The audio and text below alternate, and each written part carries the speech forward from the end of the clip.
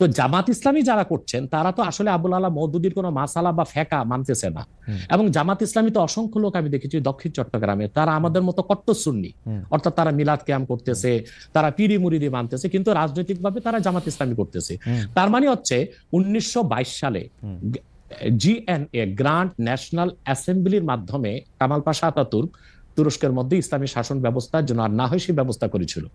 তারপরে pan Islamism নিয়ে আসলো জামালউদ্দিন আফগানি। পরবর্তীতে 1942 সালে আবুল আলা মওদুদী চিন্তা করলেন যে এই সংকটকালীন মুহূর্তে ইসলামী রাষ্ট্র প্রতিষ্ঠার জন্য গণতন্ত্রটাকে বেছে নেওয়া যেতে পারে। এটাই ছিল তার রাষ্ট্রের চিন্তা, আর সেটাই জামাত ইসলামের লোকজন অনুসরণ করছে। কিন্তু জামাত ইসলামের লোকজনগুলো কিন্তু আবুল আলা মওদুদীকে ইমাম হিসেবেও মানে না, কিংবা তার মাসালাও নিচ্ছে না। শুধু রাষ্ট্র ইসলামের মৌলিক বিশ্বাসের ক্ষেত্রে জৌনপুর, ফুরফুরা, দেওবন্দ, কওমি, চরমনাই, জামাত, মসজিদ সবাই কিন্তু এক। ওকে, বাংলাদেশের ইসলামিক রাজনৈতিক দল, আমি এই মুহূর্তে নাম বলছি না, কিন্তু তারা জনসভায় ভাষণে বলেছেন যে তাদের আসলে জামাতে ইসলামীকে ঠেকানোই তাদের রাজনৈতিক আদর্শ। এটা তো হিংসা, প্রতিহিংসা। জামাত ইসলামীর বিরোধিতা করতে যে ফরিদউদ্দিন মাসুদ এবং কিছু আলেম শাহবাগীদের সাথে একাত্মতা ঘোষণা করছে, এটা কেন করছে? তাহলে কি শাহবাগী না, তাহলে কি মতিউর রহমান নেজামী, দেলোয়ার হোসেন সাইদি তাদের চেয়ে ভালো ছিল শাহবাগীরা?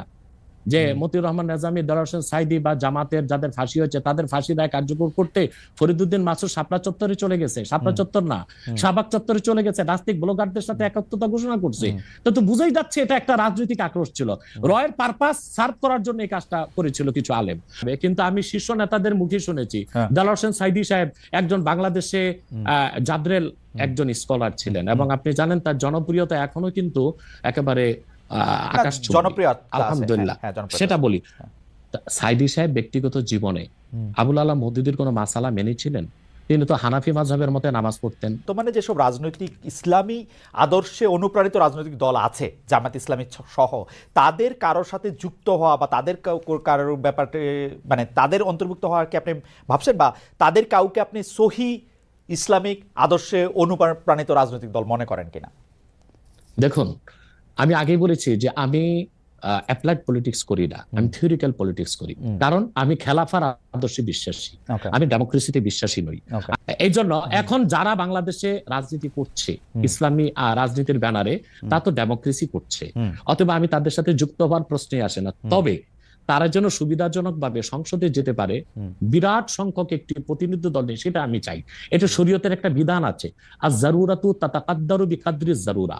ডেমোক্রেসিকে আমি পছন্দ করি না, কিন্তু বিশেষ মুহূর্তে বড় বিপদকে ঠেকাতে মাঝে মধ্যে হারাম জিনিসটাকে কিছু সময়ের জন্য হারাম জেনে কিছু সময়ের জন্য শিথিলতায় যাওয়া যায়। তাদের মধ্যে তো অনেকগুলি ফ্র্যাকশন আছে, একজন আরেকজনের ঠিক বিশ্বাস করে না। জামায়াতে ইসলামীকে যেমন ধরেন জামায়াতে ইসলামী অনেক ইসলামিক রাজনৈতিক দলের কাছেই খুব গ্রহণযোগ্য দল না। আমরা দেখেছি যে হেফাজতে ইসলামীর আন্দোলনের ক্ষেত্রে শেখ হাসিনাকে কওমি জননী উপহার দেওয়া, শেখ হাসিনার সাথে হাতকে শক্তিশালী করার জন্য হেফাজতের বিভিন্ন নেতৃবৃন্দের বিভিন্ন সময় সার্বিক অবস্থান জামাতে ইসলামীকে ঠেকানোর জন্য হয়েছিল। আপনি নিশ্চয়ই খেয়াল করেছেন। আমি এই ফ্র্যাকশনগুলো আলাদা আলাদা করে বলতে পারি। চরমনাই সাহেবের যে একমত নই, এটা আমি একমত নই। হেফাজত ইসলামী আর জামাত ইসলামের মধ্যে জামাত ইসলামী আমি বলি এক হচ্ছে জামাত ইসলামীর যিনি প্রতিষ্ঠাতা ছিলেন আবুল আলা মওদুদী, তিনি মুহাদ্দিসও ছিলেন না, মুফাসসিরও ছিলেন না, তবে তিনি ছিলেন দার্শনিক এবং রাষ্ট্রচিন্তক। তো জামাত ইসলামী যারা করছেন তারা তো আসলে আবুল আলা মওদুদীর কোনো মাসালা বা ফেকা মানতেছে না। এবং জামাত ইসলামী তো অসংখ্য লোক আমি দেখেছি দক্ষিণ চট্টগ্রামে, তারা আমাদের মতো কট্টর সুন্নি, অর্থাৎ তারা মিলাদ কিয়াম করতেছে, তারা পিরি মুরিদি মানতেছে, কিন্তু রাজনৈতিকভাবে তারা জামাত ইসলামী করতেছে।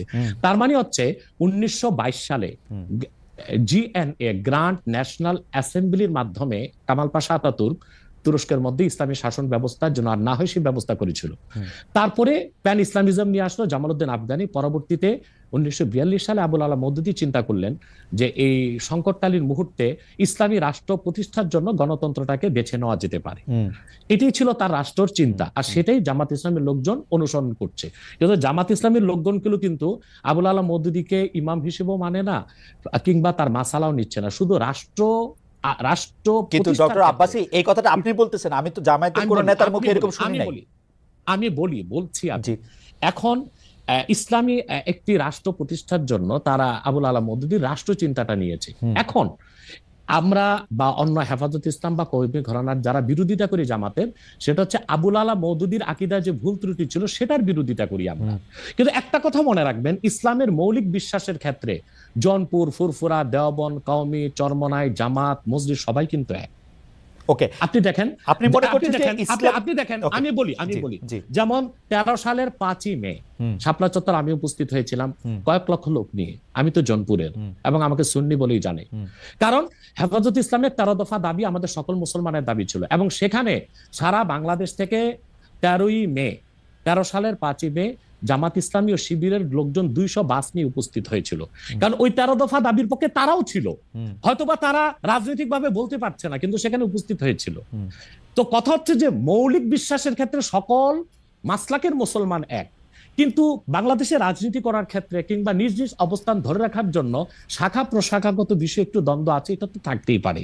একটা ঘরে যদি 5টা ভাই থাকে, 5 ভাই কি আপনি যেটাকে শাখা প্রশাখাগত দ্বন্দ্ব বলতেছেন, সেই দ্বন্দ্ব আমরা অনেক সময় অনেক প্রকট দেখি। কেউ কেউ বলেন যে একজন আরেকজনকে বলেন যে তারা আসলে নাস্তিকদের থেকেও খারাপ, আরেকজন আরেকজনকে বলেন তারা বিধর্মী থেকেও খারাপ, একজন আলেম আরেকজন আলেমকে বলেন, সেগুলি আমরা শুনি এবং রাজনৈতিক কারণে বলেন। অনেক সময় সেটি মানে কোনো বিষয়ের ব্যাখ্যা দিতে গিয়া না, রাজনৈতিক অবস্থানের কারণে বলেন। আমরা দেখেছি যে বাংলাদেশের ইসলামিক রাজনৈতিক দল, আমি এই মুহূর্তে নাম বলছি না, কিন্তু তারা জনসভায় ভাষণে বলেছেন যে তাদের আসলে জামাতে ইসলামীকে ঠেকানোই তাদের রাজনৈতিক আদর্শ। এটা তো হিংসা, প্রতিহিংসা।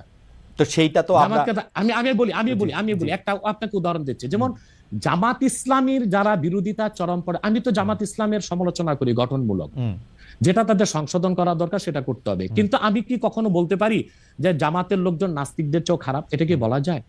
আপনি বলুন। এখন মনে করেন 13ই মে আপনি বলছেন, সেটা বলছি না, কিন্তু আমি বলছি একজন ইসলামী আলেম বলে আমরা একজনকে চিনি, তিনি আরেকজনকে বলতেছেন। আমি তাকে চিনি। ওই লোকটা যে লোকটা বলেছেন তার নামটা আমিও নিব না, কিন্তু বাংলাদেশে এমন অনেক ইসলামী রাজনীতির ব্যানারে রাজনীতি করছেন যারা কিনা মোসাদ বা র কিংবা সিআই এর পেইড এজেন্ট হয়ে বসে আছেন। এখন রাজনৈতিক আক্রোশে অনেকে অনেক কথাই বলে, যেমন জামাত ইসলামীর বিরোধিতা করতে যে ফরিদউদ্দিন মাসুদ এবং কিছু আলেম শাহবাগীদের সাথে একাত্মতা ঘোষণা করছে। এটা কেন করছে? তাহলে কি শাহবাগী না, তাহলে কি মতিউর রহমান নেজামী, দেলোয়ার হোসেন সাইদি তাদের চেয়ে ভালো ছিল শাহবাগীরা?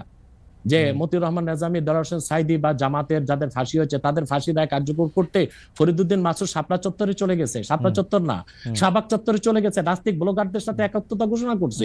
তো বুঝাই যাচ্ছে এটা একটা রাজনৈতিক আক্রোশ ছিল, রয়ের পারপাস সার্ভ করার জন্য এই কাজটা করেছিল কিছু আলেম। অথবা ওই ধরনের কোন আলেম কি বললো, তার মুরিদ কত, তার জনসংখ্যা কত, সেটা কোনো দেখার বিষয় না। সেটা বুঝাই যাচ্ছে কোন একটা ইন্টেনশন থেকে সে কাজটা করেছে বা বলেছে। কিন্তু আমাদেরকে তো ইনসাফে থাকতে হবে। আমরা আবুল আলা মওদুদীর বা জামাত ইসলামের সমালোচনা গঠনমূলক ভাবে করে আসছি, করতেছি। যেমন আমি জামাত ইসলামী মানে আপনি যেমন বললেন যে মওদুদী সাহেবের ফিলোসফিটা জামাতে ইসলামী আসলে সেইভাবে নিতেছে না, কিন্তু আমি কিন্তু ডক্টর আব্বাস, আমি কিন্তু এই কথা জামাতে ইসলামের কোন শীর্ষ নেতৃত্বের কাছে শুনি নাই। সত্যি কথা বলবে না, বলবে না কেন? বলবে না কেন? তারা যদি এটা না নেয় তাহলে এটা বলবে না কেন? হতে পারে এই জন্য বলবে না যে আপনার কর্মীদের মনোবল ভেঙে যাবে, কিন্তু আমি শীর্ষ নেতাদের মুখে শুনেছি। দেলোয়ার হোসেন সাইদি সাহেব একজন বাংলাদেশে জাদ্রেল একজন স্কলার ছিলেন এবং আপনি জানেন তার জনপ্রিয়তা এখনো কিন্তু একেবারে আকাশ ছোঁয়া, আলহামদুলিল্লাহ। সেটা বলি, সাইদি সাহেব ব্যক্তিগত জীবনে আবুল আলা মওদুদীর কোনো মাসালা মেনেছিলেন? তিনি তো হানাফি মাযহাবের মতে নামাজ পড়তেন।